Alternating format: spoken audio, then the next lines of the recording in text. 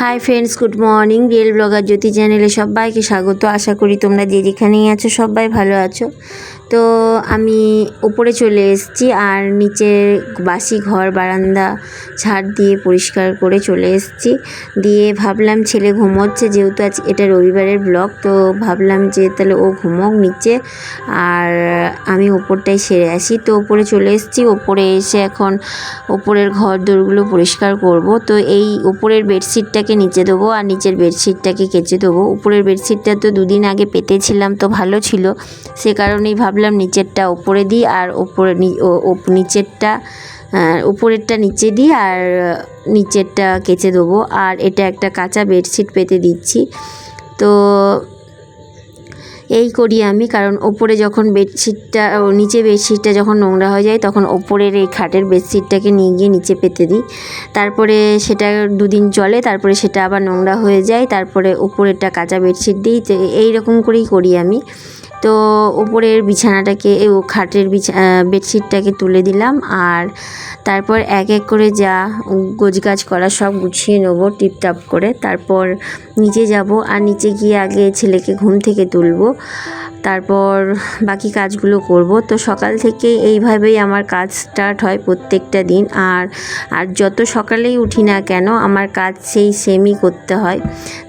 তার জন্যই এক এক সময় মনে হয় যে না, দেরিতেই উঠবো। আবার দেরিতে উঠলেও কাজে তাল পাই না, তার থেকে সকালে ওঠাই ভালো। দেরিতে উঠে আরও বেশি হুটোপাটি হয়ে যায়। তো সকাল আমার 5:30 থেকে কাজ স্টার্ট হয়। তারপরে ছেলেকে স্কুল পাঠানো। তো আজকে যেহেতু ছুটির দিন, তো স্কুল নেই, তবুও আমাকে সকালে উঠতে হয়েছে, কারণ ওকে একটু বাড়িতে থাকলে ওকে একটু পড়ানোর চেষ্টা করি।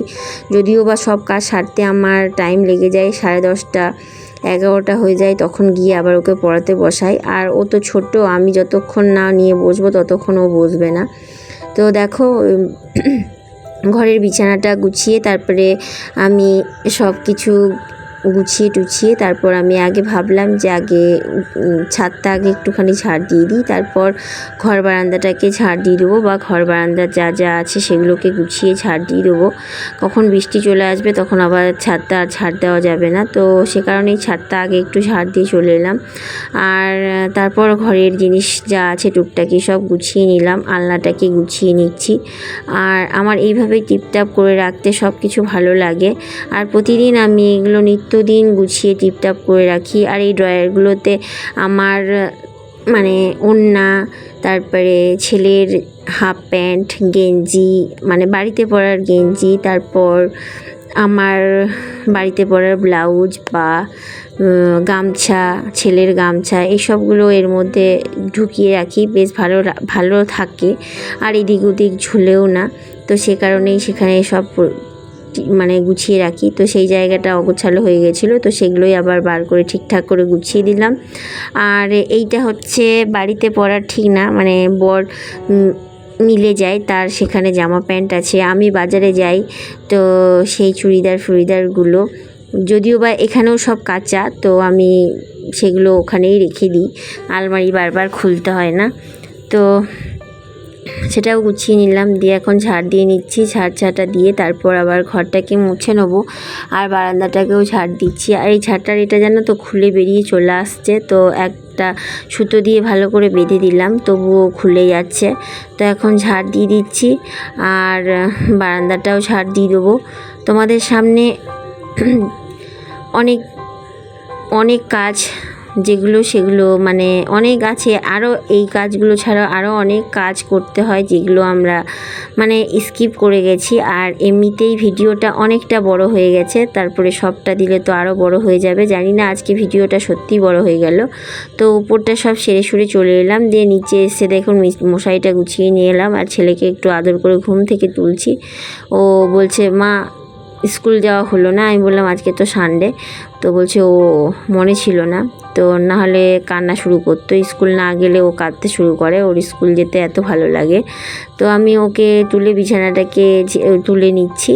তারপর ওই বললাম না, উপরের বেডশিটটাকে নিয়ে এসে নিচে পেতে দেবো, তো উপরের বেডশিটটাকে নিচে পেতে দিচ্ছি। আর ছেলে ঘুম থেকে উঠেই ও অনেক কিছু বায়না, অনেক কাজ করে দেবে আমার, তো অনেক কিছুই বকবক করছে। তো কথায় আছে না, একটা বাচ্চা সামলিয়ে কাজ করা, এটা শুধু এখনকার না, এখন তো আমার ছেলে তাও একটু বড় হয়েছে। যখন একদমই ছোট, একদমই গেদু ছিল, তখন থেকেই আমি একা হাতে সব করি ওকে নিয়ে। এমনও দিন গেছে যে ওকে কোলে নিয়ে একা বিছানা এক হাতে কোলে নিয়েছি আর বিছানা গুছিয়েছি, বেডশিট পেতেছি, এরকমও দিন গেছে। তো যেখানে শ্বশুর শাশুড়ি মা সবাই আছেন, কিন্তু কোনো হেল্পই পাইনি, সেই দিনগুলো খুব মনে পড়ে।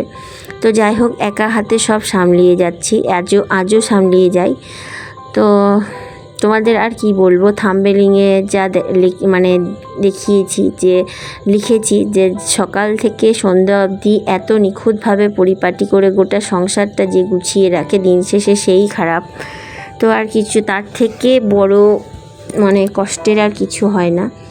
তো ওপরেরটা গুছিয়ে নিচে এসে নিচের খাটের বিছানাটা তুলে দিলাম, দিয়ে তারপরে নিচের আসবাবপত্র যা আছে সব ছেড়ে মুছে নিলাম। আর ছেলেকে বললাম তুমি ব্রাশ করো, দিয়ে একটুখানি খাবার খাও, আমি স্নানে যাব। তো ওকে একটুখানি ছাতু মুড়ি দেবো, দিয়ে তারপর ওকে খাইয়ে তারপর আমি স্নানে যাব, আর নয়তো আমার অনেকটাই দেরি হবে। তো বললো মা তুমি স্নান সেরে সব সেরে এসো, তারপর আমি পড়তে বসবো। তো ওই যে বললাম, সব সেরে আসতে আমার 10:30 11টা বাজে, তখন এসে ওকে পড়াতে বসাই। তো সব দায়িত্বই পালন করতে হবে এইভাবেই।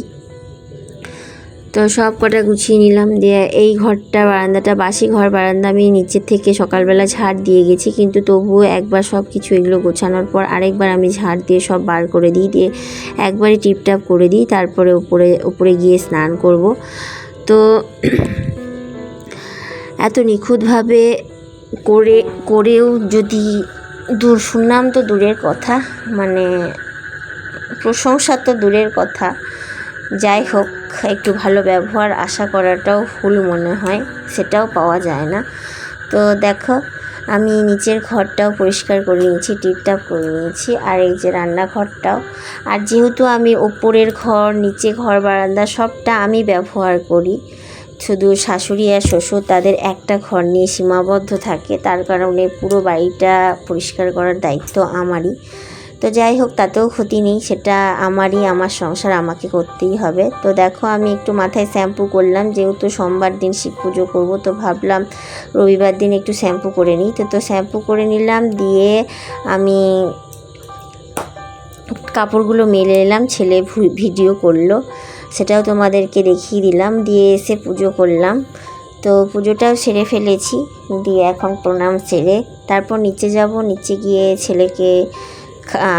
গিয়ে বরকে খেতে দেবো, নিজে খাবো, আর ছেলে দেখি ও একটু যেহেতু খেয়েছে, ও আমার কাছে আবার 2-1 গাছ যা খায়। তো এখন ঘড়িতে 10:10 বাজে, দিয়ে আমি সব সেরে এলাম। দিয়ে দেখো এই যে মুড়ি বরকে দিয়ে দিয়েছি, সে খেয়ে চলে গেল বাজার করে, আর আমি এদিকে মুড়ি খেলাম, আর মুড়ি ছিল না, মুড়ি নিয়ে এলো, সেগুলো আবার ঢেলে ঠিক মতো রাখলাম। আর এদিকে ছেলেকে পড়াতে বসেছি, ওকে পড়াই, আর এদিকে টুকিটাকি কাজ করছি, আর তারপর রান্না করতে যাব। তো এদিকে দেখো, আমার পেছনে এখনও সয়াবিনের প্যাকেটটা আছে, তো সয়াবিন রান্না করব। তো নিরামিষই হবে, কালকে সোমবার পুজো করব। আর যেহেতু আমাদের বাড়িতে শিব ঠাকুর আছেন, তার কারণে আমার মনে হয় শ্রাবণ মাসটা কেউ নিরামিষ খায় না, পুরো শ্রাবণ মাসটা, কিন্তু আমার ইচ্ছে করে নিরামিষ খেতে। তো আমি ওদেরকে আমিষ করে দিলেও আমি নিজে নিরামিষ খাবো পুরো শ্রাবণ মাসটা। তো আজকে নিরামিষই করব। তো এদিকে ডাল এনে দিয়েছে, মানে কলাইয়ের ডাল। তো আমি কলাইয়ের ডালটা একটুখানি, এরা বলে এটা কাঁচা কলাইয়ের ডাল, তো একটু নেড়ে নিতে হয়, তার কারণে একটু নেড়ে নিচ্ছি, দিয়ে তারপরে ডালটা করব। আর ওদিকে ভাতের জল চাপিয়ে দিয়েছি, চাল দেইনি, সেটাও দেবো। আর এদিকে ছেলেকে আমি পড়াতে বসিয়েছি, ওদিকে ছেলেকে ঘরে লিখতে দিয়েছি, আর এদিকে আমি বললাম যে তুমি এটা করো, আমি ডালটা চাপিয়ে আবার আসছি। তো এদিকে এখন ডালটা চাপিয়ে দিই, আর ভাতের চালটা দিয়ে দিই, তারপর আবার যাব। তো এইভাবেই আমি কাজগুলো করি, সব কিছু একা সামলিয়ে যাই। তারপর আর এত চাপ হয় যে নিজে বসার টাইমটুকুও পাই না, যে সকাল থেকে একটুখানি বসবো। ওই বললাম যে সকালের খাবারটুকু যখন খাই, ওইটুকু টাইম বসে, যেটুকু টাইম খাওয়া হয় সেটুকুই টাইম পাই, তার বেশি আর বসার টাইম পাই না। একদম সব কাজ সারতে আমার বিকেল 4টে বেজে যায়। 4টের সময় আবার 1 রাউন্ড জামা কাপড় আমি কেচে তারপরে আবার ভালো একটা জামা পরি, তারপরে গিয়ে একটুখানি বিকেলে রেস্ট নিই ছেলের সাথে। তো দেখো এইদিকে আমি এখন ভাতের চালটা দিয়ে দিয়েছি আর এদিকে প্রেশারের ঢাকনাটা লাগিয়ে দিলাম, দিয়ে এখন ডালটা হোক, তারপর ভাতটা হোক, আর তারপর এটা করতে করতে আবার সবজি কাটতে বসবো। সবজি বলতে লাউ হবে, তো লাউটাকে কেটে নেবো। আর ছেলেকে ওদিকে লিখতে দিয়েছি, ছেলে ঘরে এখন বসে বসে লিখছে। এই করতে করতে ওকে মাঝে মধ্যে দেখাই আর এইভাবেই কাজ করি। তো আমি লাউটা আগে কেটে নিই আর ডালটা হয়ে যাওয়ার পর তারপরে লাউটা চাপিয়ে দিব। লাউটা হয়ে গেলে তারপরে আবার সয়াবিনের আলু কাটবো, আর লাউটাকে চাপিয়ে দিয়ে তারপরে সয়াবিনের আলু কাটবো, তারপর সয়াবিনের আলু কেটে লাউটা হয়ে গেলে আবার সয়াবিনটা চাপাবো। আমি এইভাবেই একটা করে সবজি কাটি আর চাপিয়ে দিই, তারপর একটা করে কাটতে বসি, কারণ তা না হলে একদম টাইমটাও লস হয়। তার থেকে বরং ওটা হতে থাকে, তার ফাঁকে ফাঁকে আমি এই কাজগুলো করি। তো এদিকে দেখো আমি এখন ডালটা আমার নামিয়ে নিয়েছি, ডালটা সেদ্ধ হয়ে গেছে। আর এদিকে আমি এখন ডালটাকে ফোড়ন দিয়ে নেবো। আর দানা দানা হয়ে আছে ডালটা, ওরা এরকমই দানাদার একটু ডাল খায়, আর সে কারণে এই ডালটাকে এইভাবে রেখে দিয়েছি। তো ডালটা আমি এখন ফোড়ন দিয়ে নিলাম, দিয়ে ডালটা আমার হয়ে গেছে, দিয়ে এখন আমি লাউটাকে চাপিয়ে দেবো। আর এদিকে ভাবলাম কয়েকটা আমড়া আছে, তো আমড়াটাও প্রেসারে সেদ্ধ করতে দেবো, একটু আমড়ার চাটনি করব। এরা চাটনি খেতে ভীষণ ভালোবাসে, আর নিরামিষের দিন বিশেষ করে নিরামিষের দিন চাটনি হলে আরও ভালো হয়, কারণ এরা একদমই নিরামিষ খেতে পছন্দ করে না, তার কারণে একটু চাটনি দিলে ভাতটা ভালো খেতে পারে, সে কারণে আমি একটু চাটনি করে দেবো। আর একটা বাড়ির বউ এত কিছু সবার জন্য ভেবে যে কাজ করে, দিন শেষে সেই খারাপ হয়। এত দায়িত্ব পালন করা এক এক সময় মনে হয় বৃথা। তো যাই হোক, না চাইলেও এক এক সময় যে দায়িত্ব নেয় বা দায়িত্ব সামলায়, সে অটোমেটিক্যালি তার এগুলো অটোমেটিক্যালি হয়ে যায়, না চাইলেও সে করে বসে।